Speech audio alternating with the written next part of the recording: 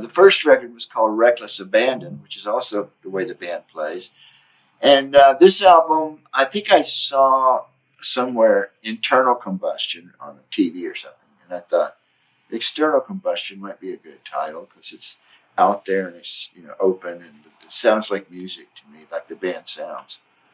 So that's where it came from. It just seemed to fit the band. Few rock and roll bands have the power to reach into your soul and give it a good shake.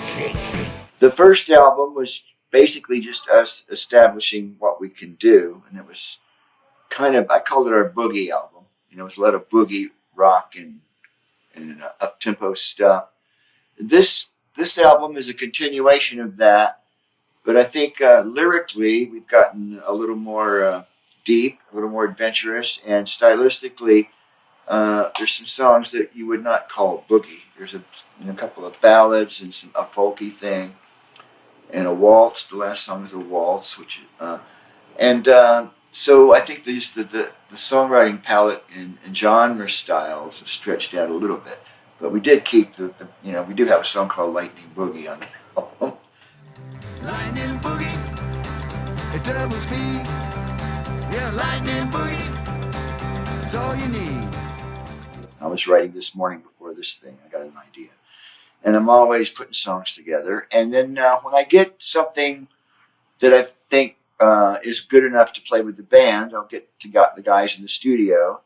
And they're so good. We don't spend much time recording the songs. If the song is crafted well enough and all the bits are in there, I show them the song. And our producer, George, is there. He's really helpful with the arrangements and, sorting through the bad songs or the good songs. And we learn the song pretty quickly.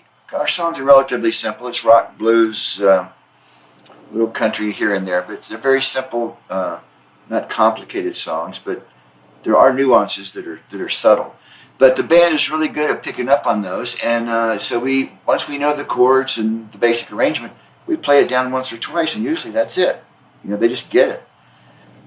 And then I try to keep the recordings as live as possible because I like this band to sound like it would sound if you walked into a club and heard us playing, not with a lot of production, bells and whistles. So we play this guitar solos during the live take on the floor. Some of the live vocals I can keep if I have the words right and I get in tune. It's a very kinetic band, and we cut the songs really quick. The recording doesn't take that long, so that's basically the process. There's one song on the new record called Electric Gypsy, which is the last song.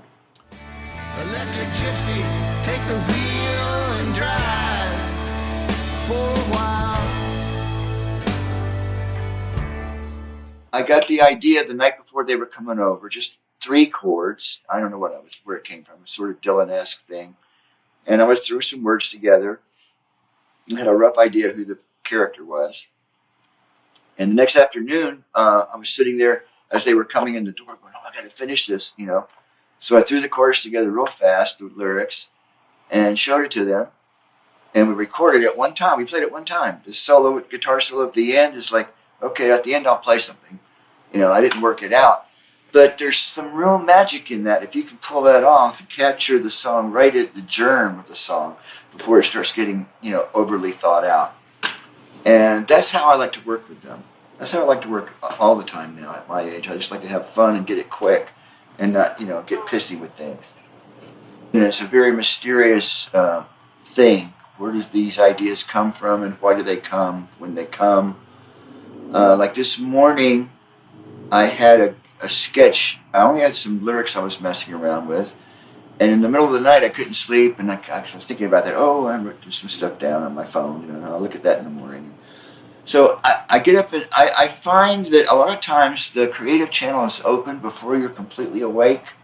If you're still half asleep and you're in that kind of dream state, you're a little more open to things to come in. Your channels are more open, and you're not all closed up with the problems of the day. You're just kind of still in dreamland.